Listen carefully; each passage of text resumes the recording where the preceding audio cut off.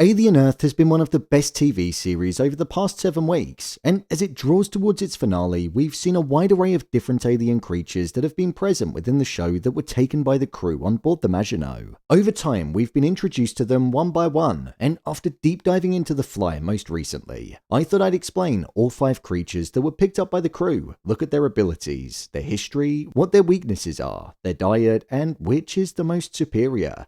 So let's get into it. Here is Alien Earth Every Alien Specimen Explained. Just to let you know, this video will contain spoilers. T Ocellus. Now, this is the specimen that's quite literally become the face of the show and stolen it. The T Ocellus is a small creature that's essentially made up of an eyeball with tentacles that enable it to move around in any kind of direction that it wants to. What's most interesting about this creature is that it's able to alter its eye and change the amount of pupils that it has to mirror how it actually sees things. Or it can just have the one, which is the form we often see it in the most. This is probably the most intelligent specimen that's in the show, as we've seen it essentially be the puppet master of destruction and in causing chaos. It's able to take over any kind of mammal, as we saw with Shmuel, and then also the cats and the sheep. It did also take an interest in nibs, so I do wonder if it's able to do the same thing to hybrids as well. When it takes over the eye of its victim, it uses its tentacles to take over the ocular pathways to the brain. This essentially enables it to move the body in any way that it wants to, but one would also say that it makes it vulnerable to feeling pain, and when Shmuel was about to be harmed by the Xenomorph, it did all that it could to make sure that it released itself from its host. The tentacles on the eye are also said to carry a lot of strength due to the way that it's able to fight, move, and stick to surfaces. The toughest battle that we probably saw it face was when it went 1-to-1 with a fully grown Xenomorph and came out triumphant. It's been stirring up the pot for a while now, and it caused one of the hybrids to get killed in knowing that if it made Tootles jump, then it'd be trapped and be feasted upon. So that shows that it probably knows more about the other alien species that were on board the ship. It's observant, and it's more than happy to sit there watching everything that's going on and learn. Some are saying it's evolving, but I don't think it is. I think it's just learning and adapting to its surroundings. The Fly.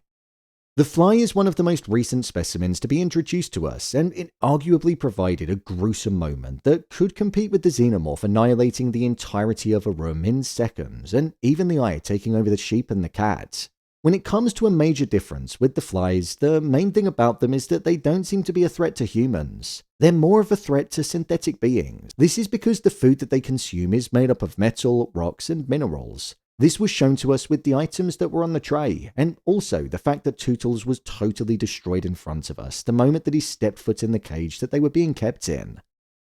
Unlike some of the other creatures, these build a shelter for themselves, something that resembles a cave or a hive, and judging by the waste that was on the floor, it seems like the structure of it is built from its waste.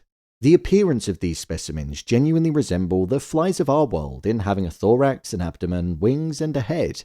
However, the eyes are something that does differ quite a lot, as this fly doesn't have 5 eyes, it has 2 that are hidden behind its trunk. When it comes to the abilities that the fly has, it's able to produce this acid from its expandable tongue, which is like a trunk. And with that acid, it's able to render any form of synth or hybrid into the state of totally being shut down. Then from there, they use their trunk to feast on the materials that make up the body.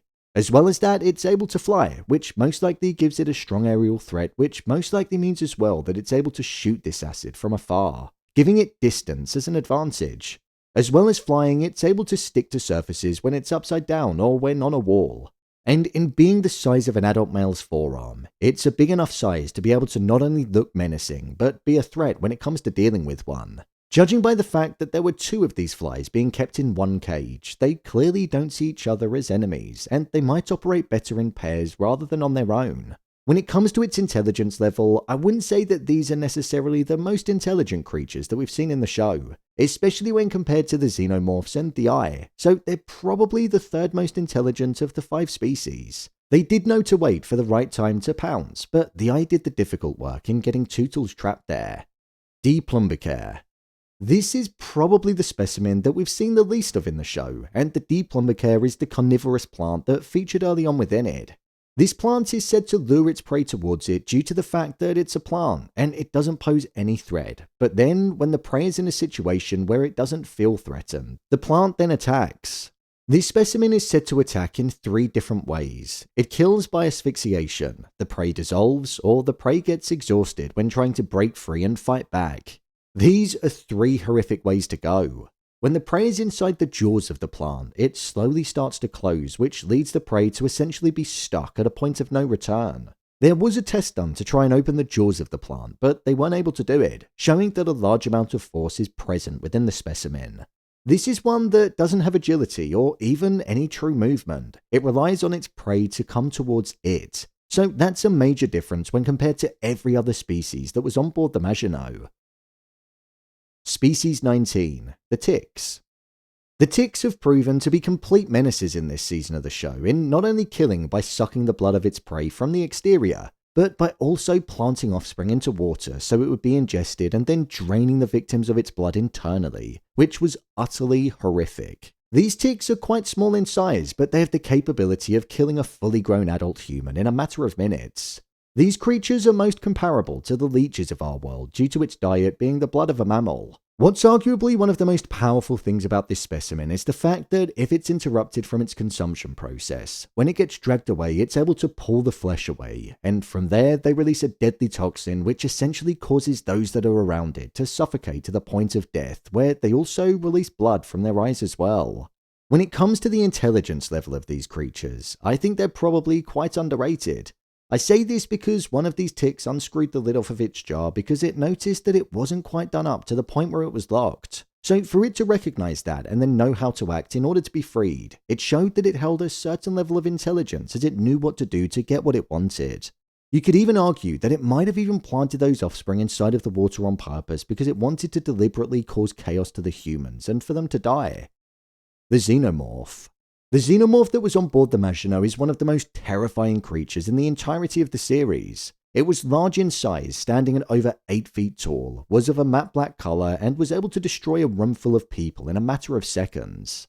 This Xeno would have gone through the usual life stages of egg, then hatching as a facehugger, then planted with the larvae, and then emerging from the chest as a chestburster and growing in rapid timing to the size of a Xenomorph. What we learned about this particular Xenomorph was that it was able to sense fear in its prey, and that is what would cause it to attack. It had the sharp edge to its tail which it could kill with, and its main desire was to just stalk and prey upon anybody that it found. Not even killing to consume, just killing for killing's sake. This was following it surviving the crash of the Maginot. The likes of Morrow needed a room that was secured and protected when it crashed, but the creature didn't need any such thing, showing that its exoskeleton was strong and able to withstand impact.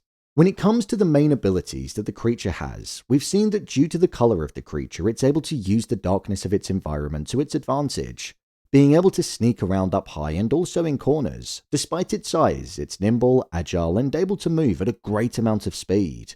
The strength that this fully grown adult Xenomorph has is something that was also impressive to see, as it was able to break through the locked door in the control room, which was welded shut when Morrow buried himself there. It's without a doubt the most menacing creature due to the frightening nature of it, but it also has intelligence that allows it to track, stalk, hunt, and kill. The weakness of this one though was that it was eventually killed by a hybrid. We didn't see it happen, but Wendy was able to get the upper hand. For now, these are all the species that we've seen in the show from the Maginot ship. Obviously, we've had the facehugger and the chestburster, but they're a part of the life stages of the Xenomorph, so we've mainly got the different variations of them that are coming from the different eggs. So, there you have it, Alien Earth, every alien specimen explained. If you want to see episodes of Alien Earth being broken down, then check the playlist below. What's been your favourite creature? Share your thoughts in the comments. As always, thanks for tuning into the video and I'll see you in the next one.